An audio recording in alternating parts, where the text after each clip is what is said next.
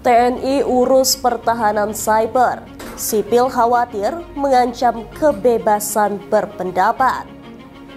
Ternyata sosok pencipta sistem pajak adalah Fir'aun, sudah ada 3000 sebelum Masehi. Hari Raya Idul Fitri 2025 dan pertemuan Prabowo Megawati. Hai sahabat Politikal, minggu ini ada sejumlah informasi yang menarik untuk diperbincangkan kembali. Pastinya isu-isu politik daerah, nasional, dan internasional. Semua kita rangkum dalam program Manuver Politikal. Bersama saya Rosalina, inilah informasi selengkapnya.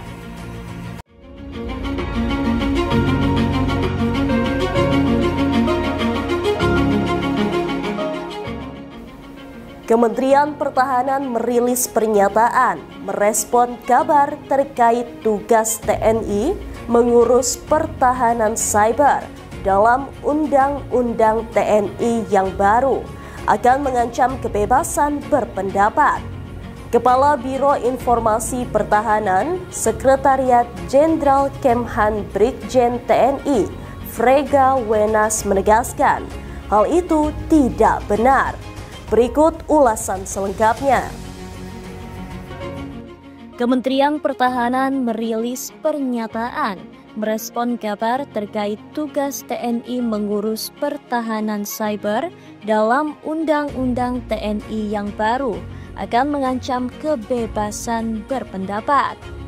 Kepala Biro Informasi Pertahanan Sekretariat Jenderal Kemhan Brigjen TNI, Frega Wenas, menegaskan hal itu tidak benar.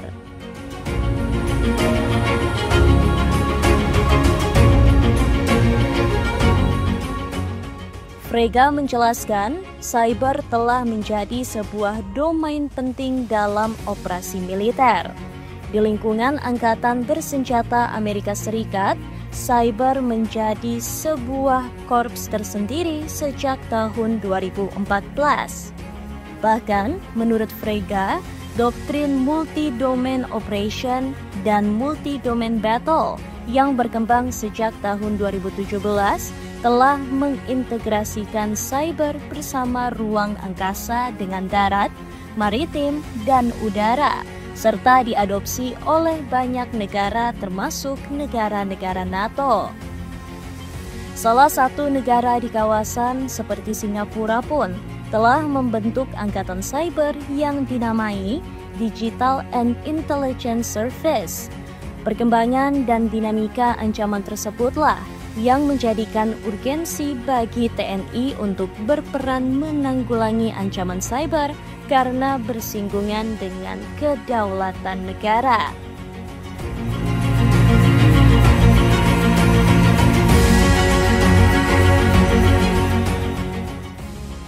Dia lantas mengklarifikasi bahwa pelibatan TNI dalam pertahanan cyber adalah untuk menghadapi ancaman yang terkait dengan penegakan kedaulatan negara maupun keselamatan bangsa.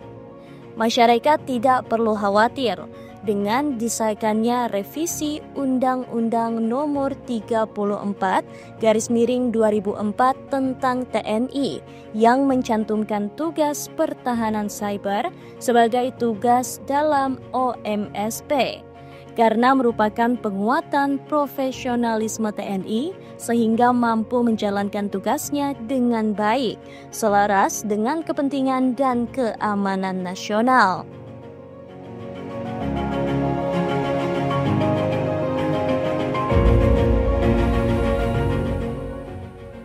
Juru bicara Menteri Pertahanan itu menjelaskan, ancaman cyber yang dihadapi oleh TNI nantinya bisa berupa serangan-serangan terhadap sistem pertahanan dan komando militer, seperti peretasan, sabotase digital, atau pencurian data strategis. Selain itu, juga ancaman terhadap infrastruktur kritis nasional, seperti serangan terhadap jaringan listrik, telekomunikasi, transportasi, dan beberapa lainnya yang dapat berdampak pada stabilitas negara. Bahkan, lanjut Frega, pertahanan cyber nantinya juga akan menghadapi operasi informasi dan disinformasi dari pihak-pihak tertentu yang mengancam kedaulatan negara, termasuk yang memiliki motif untuk melemahkan kepercayaan publik terhadap institusi pertahanan dan pemerintah, hingga yang berpotensi memecah belah bangsa. Di samping itu, ancaman serangan cyber dari aktor negara atau non-negara yang dapat berdampak pada keamanan nasional, baik dalam bentuk spionase maupun cyber warfare.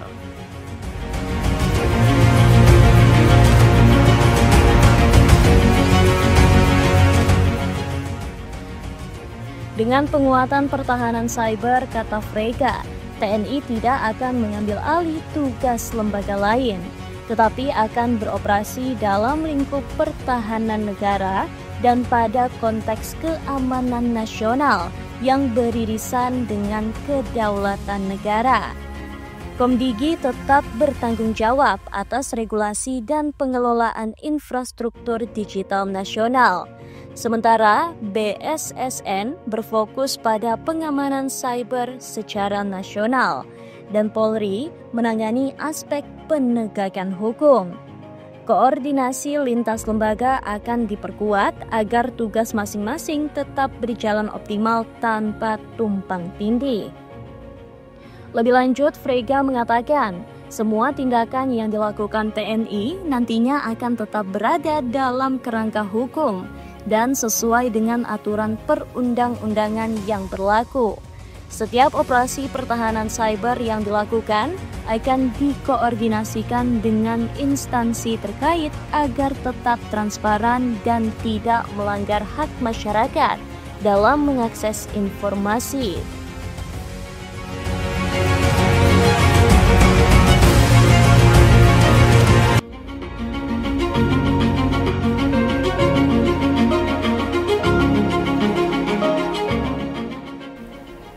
Sejarah mencatat sekitar 3000 sebelum Masehi, peradaban Mesir yang dipimpin oleh Firaun menciptakan sistem pungutan negara kepada rakyat yang kini dikenal sebagai sistem pajak.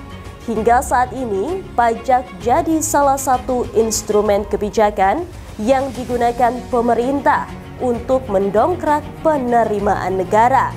Berikut ulasan selengkapnya.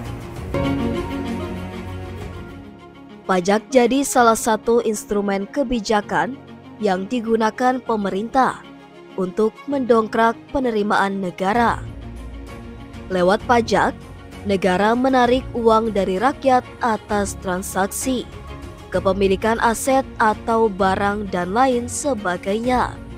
Dengan uang pajak, maka negara bisa membangun banyak hal untuk kesejahteraan rakyat. Namun, di sisi lain, tagihan pajak seringkali membuat pening masyarakat, khususnya dari kelompok kelas menengah. Mereka yang penghasilannya tak begitu besar, dibebankan pajak berat oleh negara. Alhasil, mereka pun menjadi geram karena dianggap objek pemerasan negara. Meski begitu, kegeraman masyarakat atas pajak seharusnya tak hanya ditunjukkan kepada negara, tapi juga pencipta sistem pajak pertama, yakni Firaun dari peradaban Mesir kuno. Sejarah mencatat, sekitar 3000 sebelum Masehi, peradaban Mesir yang dipimpin oleh Firaun menciptakan sistem pungutan negara kepada rakyat, yang kini dikenal sebagai sistem pajak. Alasan Firaun memungut pajak bertujuan untuk modal pembangunan dan menjaga ketertiban sosial. Firaun mengenakan pajak atas barang-barang seperti gandum, tekstil, tenaga kerja, dan berbagai komoditas lain. Biasanya, hasil pungutan pajak dialihkan untuk membangun sektor serupa. Misalkan, jika menarik pajak atas beras, maka hasil pajaknya dialihkan untuk membangun lumbung beras. Firaun tak menerapkan mekanisme sama rata dalam pemungutan pajak, tapi sistem penyesuaian. Maksudnya, besaran pajak disesuaikan dengan kemampuan finansial objek pajak. Ambil contoh ketika memungut pajak ladang, Firaun menetapkan pajak tinggi jika ladang tersebut sangat produktif atau memiliki hasil panen melimpah. Sementara yang non-produktif dikenakan pajak lebih rendah.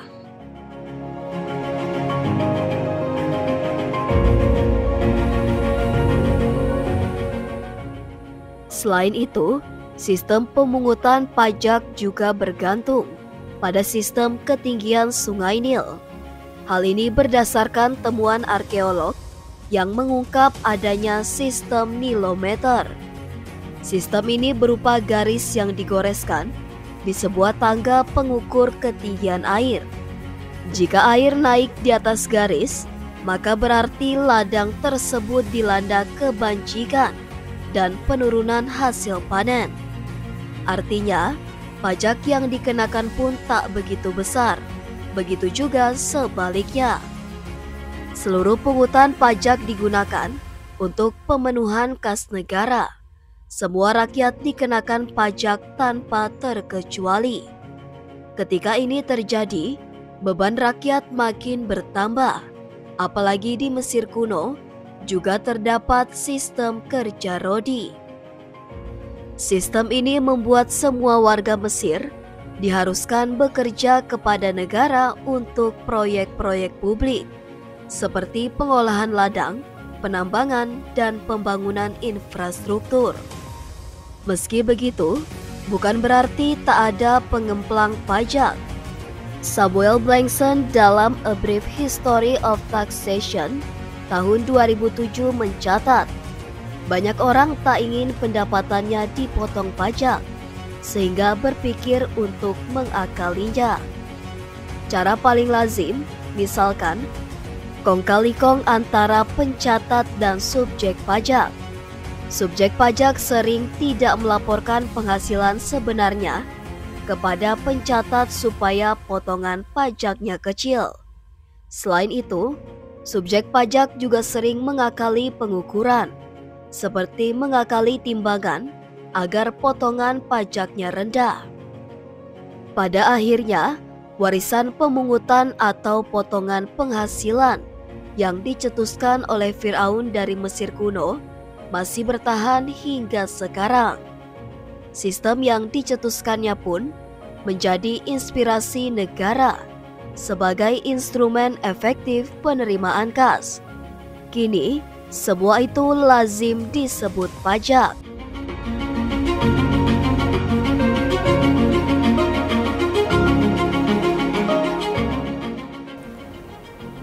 Hari Raya Idul Fitri ternyata membawa kabar baik dari kancah perpolitikan. Presiden Prabowo Subianto dan Presiden kelima Megawati Soekarno Putri dikabarkan akan segera bertemu. Hal ini disampaikan oleh Ketua Harian DPP Partai Gerindra, Sufmi Dasko. Berikut ulasan selengkapnya. Hari Raya Idul Fitri ternyata membawa kabar baik dari kancah perpolitikan. Presiden Prabowo Subianto dan Presiden kelima Megawati Soekarno Putri dikabarkan akan segera bertemu. Hal ini disampaikan oleh Ketua Harian DPP Partai Gerindra, Sufmi Dasko, Rabu 2 April 2025. Dasko bahkan menyebut kalau pertemuan itu sejatinya sudah disepakati dan dimungkinkan berlangsung secepatnya. Meskipun tidak dijelaskan kapan persis waktu yang dimaksud, Wakil Ketua Dewan Perwakilan Rakyat atau DPR tersebut meminta semua pihak agar menunggu kabar pertemuan penting tersebut. Dasko juga sempat membicarakan ini dengan Puan Maharani yang merupakan putri dari Megawati. Tadi sudah sempat ngomong dikit-dikit sih sama Mbak Puan.